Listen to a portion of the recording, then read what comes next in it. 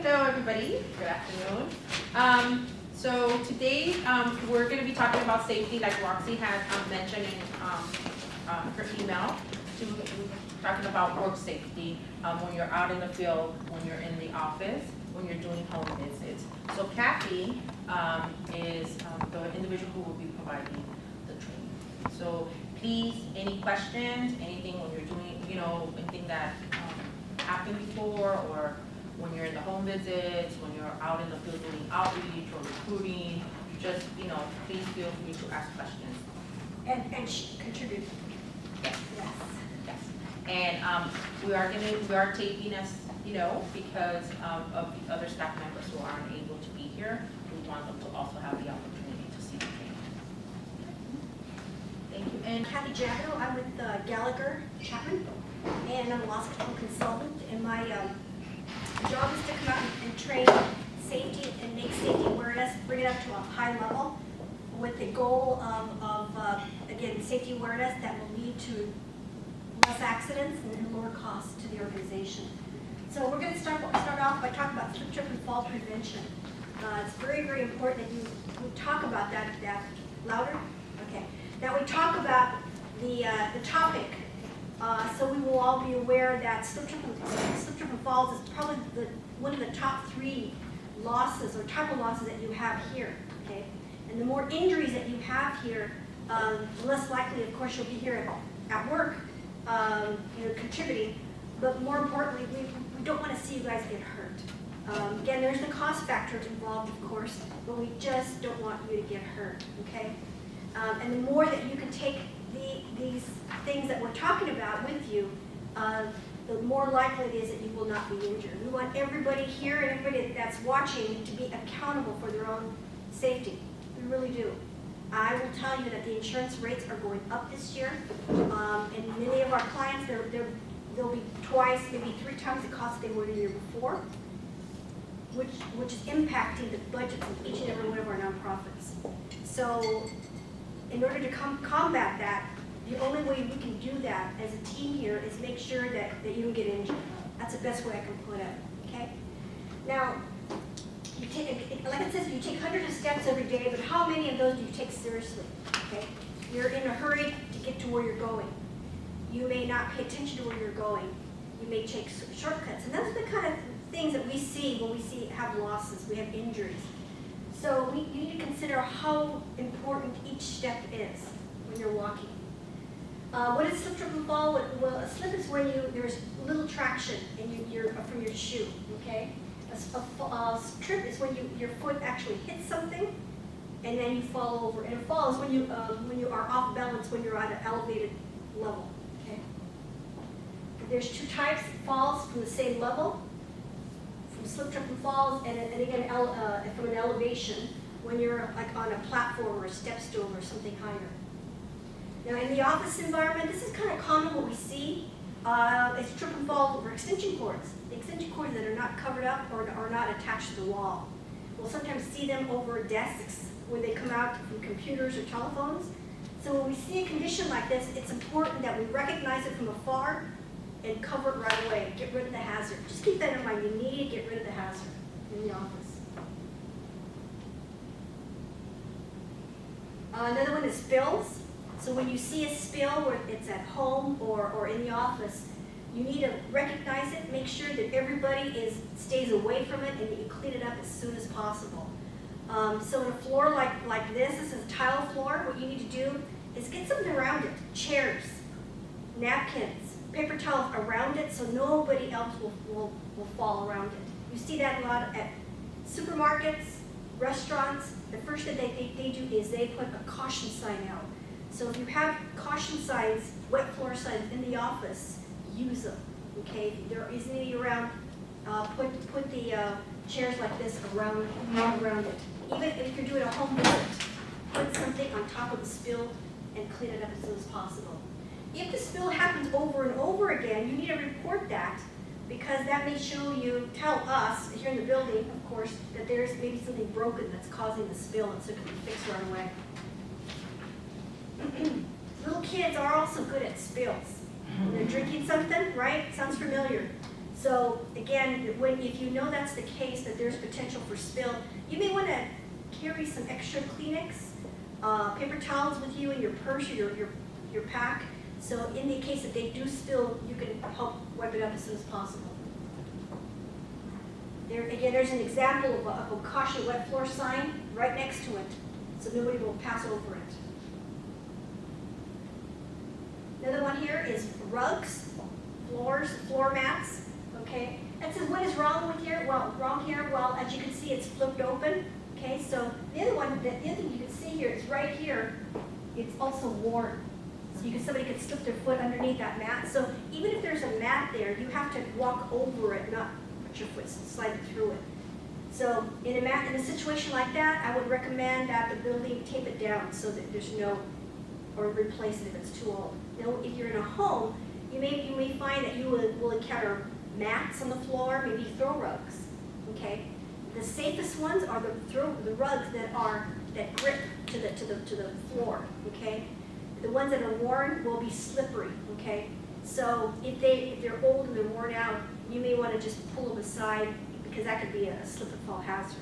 So just be watching for what you are walking on. Here's another one. See the brick on the side there? Okay. When you're walking, you should always keep in mind that you should have at least 3 feet of space to walk that's clean. Okay. That's why you see that in grocery stores, right? Department stores, anywhere that there's things around, that's why all the aisles have at least 3 feet of space. And the reason why they have 3 feet of space is because the fire department makes those kind of general type of rules so they get emergency personnel in. So when you're in a home, you're doing a home visit. Again, home visits, you'll have, clutter potentially. So you want to make sure that when I say 3 feet, but you may want to have it at least enough for 1.5 body widths. Okay, so you can pass through, and always keep in mind that those pathways should always be clear, okay, if possible. External trip and falls. Here's a construction site here. External construction site, and then you can see the barrier on the left-hand side. In my opinion, it's too far away. It should be right next to it or right over it, okay? Because somebody could potentially walk through there. So when you're walking, you should always, please, look not only ahead of you, but right around your feet. When your feet are here, when you're walking, you're pacing, you should look, your eyes should look like at least a foot ahead of where you're walking. But keep your eyes moving like this, okay? We call it situational awareness. You want to pay attention to what's not only here and all around us, but you want to look around you here, okay? I know, I'm an expert at falling. I've fallen many, many times, okay? But if there's a hole in the road over there, it finds me and I fall. Okay, but I've learned over the years, don't always look there. Look always around you here. Okay, that's where you will keep from falling. Before we leave that area here, one thing I want to caution you about, if you're walking in an area, especially outside, you'll often find the sidewalks are broken, or they're buckled, okay? Why? Because of the trees. The trees, yeah, and one other reason, earthquakes. Okay, if there's movement in the earth, it'll buckle the sidewalks. Yeah, you're right, tree roots, that's it. But you may see a tree from afar when you're walking, but the roots, as you pointed out, will be way over here, buckling the sidewalk. So again, it's really important you look here. Okay. Again, this is just showing an office that's organized, desk space clean, floor space clean. Another trip and fall, a very, very important area we see sometimes is falling downstairs. So when you are coming up and down the stairs, please use one stair at a time. Do not run down the stairs. Also, it's important that you use handrails, okay? And it's important that you don't carry a lot of things where you cannot obstruct your view. You have to look as you're walking up and down the stairs. See, there's an example too. He can't see where he's going. So always carry the load down, like that. See, on the left-hand side, the man, he's carrying his boxes, but he can see ahead. He can see the path. Unlike the lady on the right here, she can't. Now here we call this on the left here good behavior. We see here unsafe behavior. And what she does here, if that's a habit, we have to caution her and say, hey, you need to do this differently from now on. Correct the behavior. Here's another one. What could happen there? He could fall. That's a gentleman's falling. He's standing on a stool. It's about at least a couple feet high.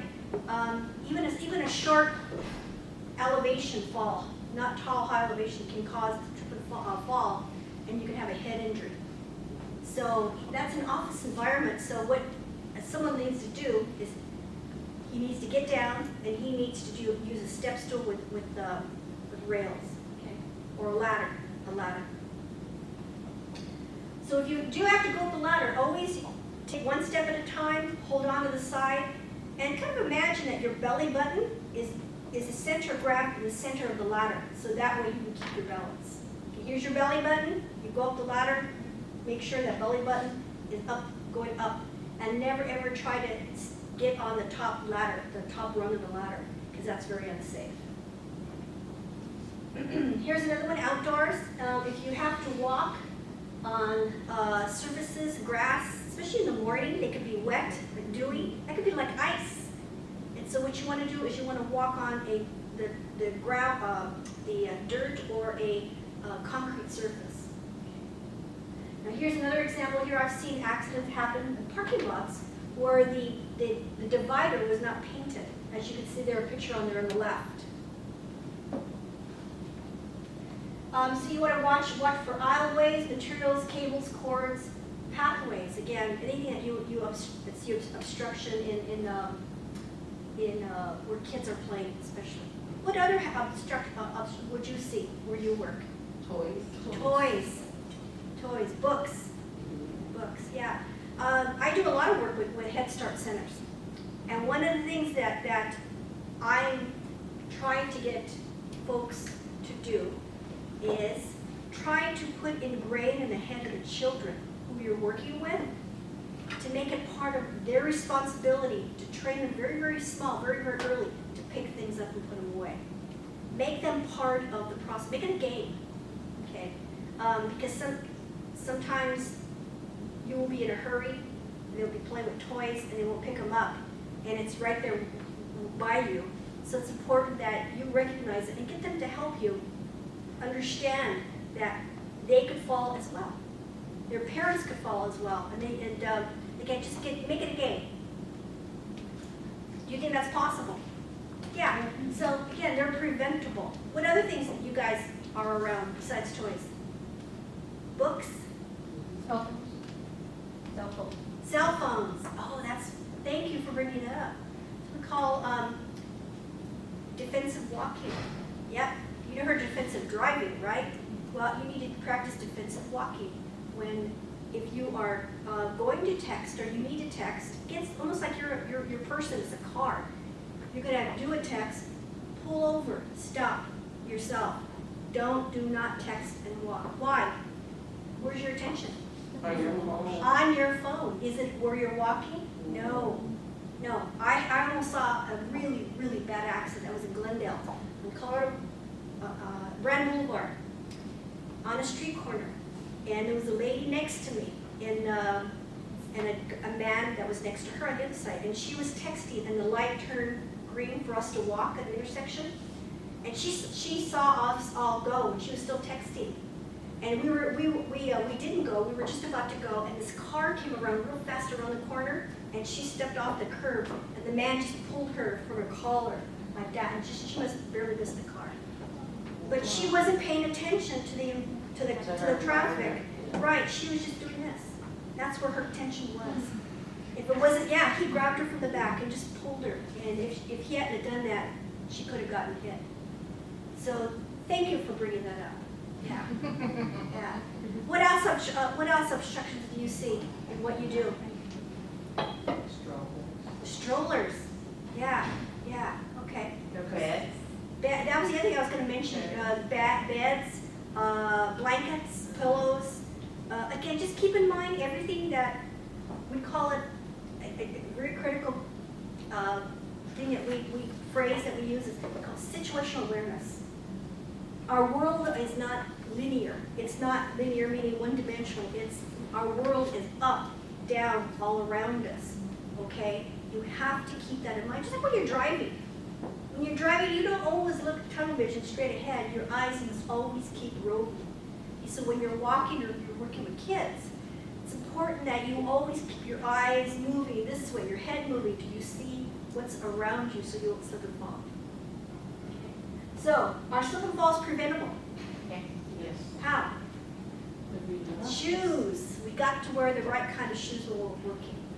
Okay, so when you're working with kids, you've got to be able to walk and keep up with them. So it's important that you wear closed-toed shoes. You wear shoes and follow the organization's footwear policy and dress code according to what you're doing. Okay. Now working with kids and working in the office, two different areas, right? Two different areas where you would allow them to wear kind of little elevated shoes like she's wearing, open toe. Okay.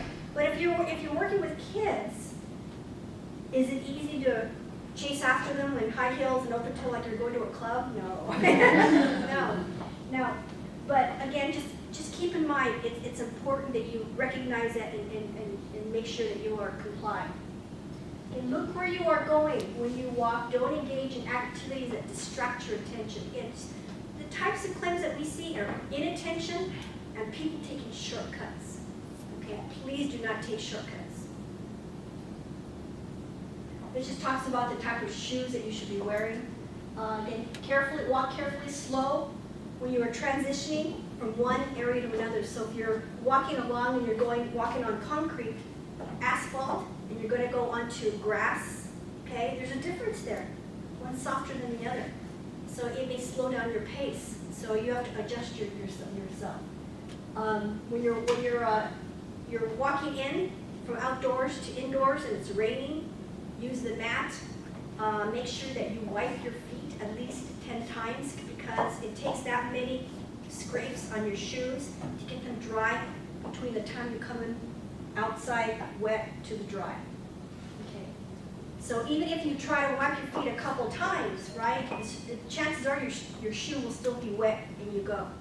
And you could bring water on the floor with you. So again, try to wipe up your feet more. Just talk prevention tips about keeping the area clear, clutter-free. Follow good housekeeping whether you're in the office or working with the kids. Exiting your vehicles, report hazard promptly. And I also noticed that when you are working with kids and you are working with their little beds, blankets, covers, again, housekeeping is so critical that you need to make sure that those aisleways are clear, but at the same time making sure that they're put away appropriately. Just following good housekeeping. Cause of injuries and inattention, taking charge. That's where most of them fall. We had a real serious one about a few years ago at a lady who fell in an office. Her coworker opened up a credenza, the drawer, big drawers, and she didn't see it. And she was looking there to the door. She was an older lady, walking really fast with papers, didn't see that the drawer was pulled out, and she hit it, and she tumbled over. She had a back injury and a knee. I think she was like 64 years old. Yeah, and she was going to retire too, but it was a very painful experience, but it could have taken a split second for her coworker just to push that drawer in, okay? So again, they were kind of both at fault. The older lady should have, been watching where she was walking, but the other person should have pushed that drawer in right away. Lack of focus. Okay, that's again where I was telling you people don't focus when they're walking. Whether you're with the kids or anywhere else, you need to pay attention to where you're walking. Stay alert. Look where you are looking and look where you are going. Can I ask you to read that? The top one? Yeah. Okay. Go where you are looking and look where you are going. What does that mean to you? Well, I guess keep walking through where you're looking at instead of like, oh, you look, but you're not going to Yep. go that way, you go the other way. Yeah. What does that mean to you? That first one when you're working with kids. Well, when you're working with children, I think it's just to be aware Uh-huh. because they have a short attention span. Yeah, no, that's a good point. So they forget, and sometimes something could be right there, and they run and they don't look. So you have to make them aware Mhm. of where they're going. Right, we had some other daycare folks. They were telling me that they've had a trip and fall experiences where children would run and would want to hug you from the legs. Yeah. Have you had that? Yeah. Yep, so that's where you need to stop what you're doing. Be aware of that and then just bend down as you can and take care of it, yeah. Because that sudden grasping, I mean, what's gonna happen to your legs? You can't move. Yeah, you can fall over, exactly. So, again, that's where you have to be so cautious. One thing kids are unpredictable, aren't they? Mhm. Yep, unpredictable. I do driver training, and so I always tell people that when you're in near a schoolyard, a play yard, a grocery store parking lot, you will Oh, see kids. man, You will see kids, and they could very easily come out Run between the in. cars, Yeah. right? Because you're driving and you see this way, okay, especially if you're driving an SUV or a truck, and you're seeing this way, right? Well, where's the kid? Here. He's so little. Exactly, so that's why I can't talk to you enough about situational awareness. Not only look on the horizon, but look what's right near your car. Same thing when you're walking, look right what's right near where your feet are. Okay. So let me review one point with you before we move on. How much space should we have for walking? 3 feet. 3 feet, okay, that's if you're in a house, a building, whatever. But what about working with children? How much space should you have? Body and a half, period, good. What's important when you're working with children? To wear comfortable. Round your, yeah, wear comfortable shoes, closed toe. Okay, so when you're working with children, always look around your feet, okay? Is this helpful, reminders? Okay. Can I ask you to read that? Pay attention, be proactive, be careful. Be careful, pay attention. That's the most important of all three. Okay, can I ask you to read that? Me? Yeah. Same. Say. Pay attention, be proactive, be careful. Be proactive means that, do you all work together or just by yourselves? By ourselves. Okay, now, when you're working by yourselves, being proactive, you know how you can be proactive? What I just mentioned earlier is getting the child and even the parent to work with you on safety, okay? Again, when you guys are so important to this organization for the mission or the work that you would do, if it were for you guys coming to the kids' homes, who would they have? Who would they have? Just the parent. Yeah, you guys are going to the homes. So that's why it's important that you get them to participate in safety along with you, okay?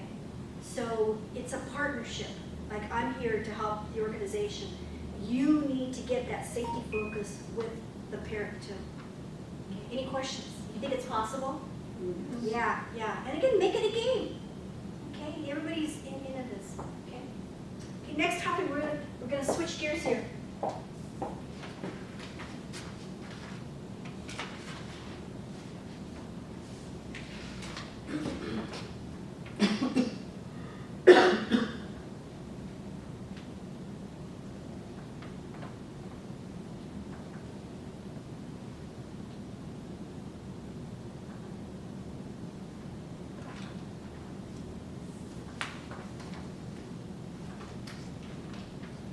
Okay, now we're going to talk about material handling risks and safety measures.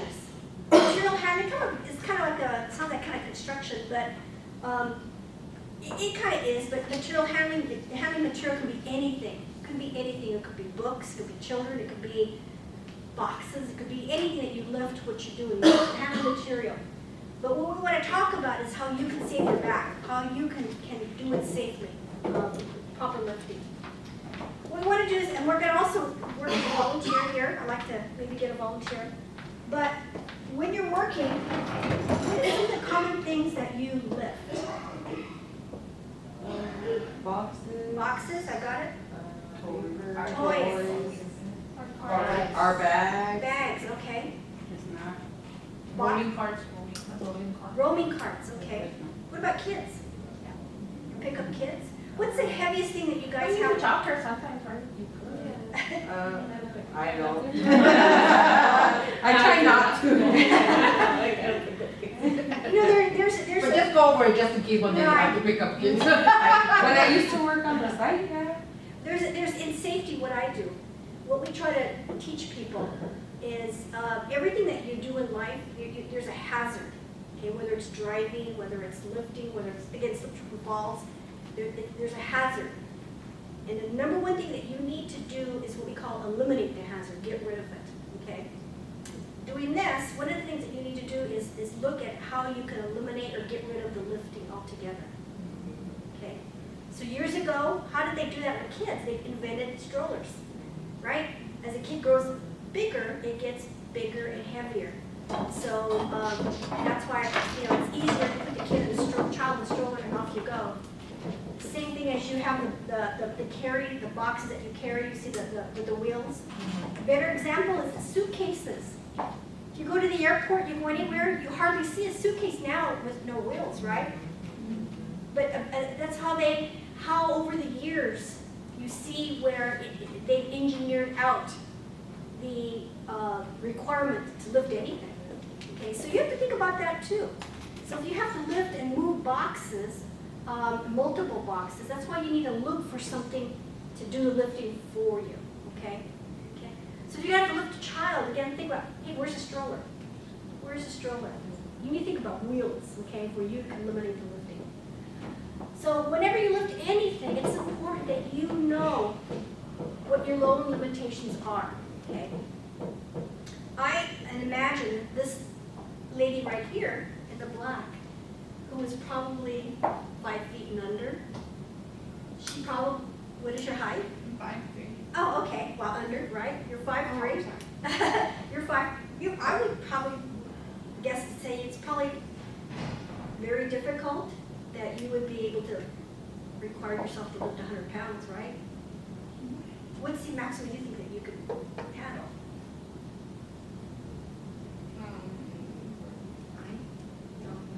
Okay, okay. Could you be able to lift, let's say, Today, I lifted one of the little cart things, a cart, one of the rolling carts. a rolling cart, but you lifted it by itself? Okay. So my point is, it's important that when you are going to lift something, you know what it is. You know what in advance what it is, how much you're going to be lifting, whether it's a box or a child. Know your own limitations, okay, and go by that, okay. Now, here we go. Thank you. The box here. Now, a common box shipped by UPS, FedEx. It's not labeled, but on the box, it'll have the weight. It'll have the weight, okay?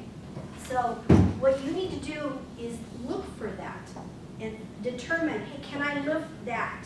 And the answer is no. Now, UPS, I believe for men, I think they're not allowed to lift more than 70 pounds.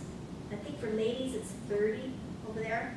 So if they have boxes to lift, they'll have a dolly. They'll put them here, slide the dolly and go, okay? But when you are to lift something, you find yourself lifting something large, that's clumsy, that's, I don't know, just big, right? So what you may want to do is what we call do a buddy lift. Yeah, like Two a people. rug or something, or Yeah, like a big, a big, something big. like a okay? blanket, Can you, or. can you and I lift here? Okay. So when you're doing a buddy lift, we're going to pretend that this is something 10 times larger than it is. So you want to get on that left side, that side. So what we want to do is we want to be in sync. Okay. So she's going to take that left handle, and I'm going to count to 3, and we're both going to lift. 1, 2, 3. Okay, let's put it down. So, okay, so keep on the handle. I'm gonna 1. Oh, no. Okay, so if I. Oh, that's not gonna work like that. So yeah, so if her and I, thank you. If her and I were not in sync, what would happen? lifted it? I lifted him more than she did, so I would be the one that would have the back injury. Okay, so when you are working with someone, one or more persons to buddy lift, you've got to be the communicator and say, we're gonna lift together, 1, 2, lift. I like that buddy lift. The buddy lift, that's what we call it. We do that with our cards. We did. Yeah. We help each other move down the stairs. There you go, Yeah. yeah, The buddy lift. the buddy lift. Yeah. So are these the cards that you use? Yes. Okay, can you, And they can get heavy. yeah, they can get heavy. Okay. I, You only have the, oh, yeah, we have to work more. This one has a couple of people. yeah, so what do you put in here? Everything, Everything. water, Everything you choose. Okay, so when you're putting stuff in, of course, you have to get down, right? Okay, so to take from one level to another to put things in here, use your legs. Use your legs. Get your legs around the cart, pivot your body, pick it up, and put it down using your legs. This is your power zone here, so you won't hurt your back. Yeah, because I think sometimes, people are just like, they just bend. Yeah, don't ever They bend. just Let's throw. do like a This is triangle. what you're doing here. Uh-huh. This is what you're Yeah. doing. That's, let's say it together. Unsafe Safe behavior. behavior. That is bad behavior, okay? Change happens because of you, and what that means is if you all practice these safe things that we're talking about today, we want to make sure that A, you're safe, and B, that you're not going to have injuries, and that's not going to cost the agency money. Okay, because if your insurance costs will go up and we're paying out more and more money, that means we're not going to have the money for raises, for benefits, for a lot of things, for the employees. Yep, so we would rather see that money come back to you guys than pay the insurance company, to tell you the truth. Okay? So we all want to be cognizant of the repetitive motion risks, which mean repeated bending. We want to evaluate the strategies and be proactive. Because lifting here is everybody's responsibility. Okay?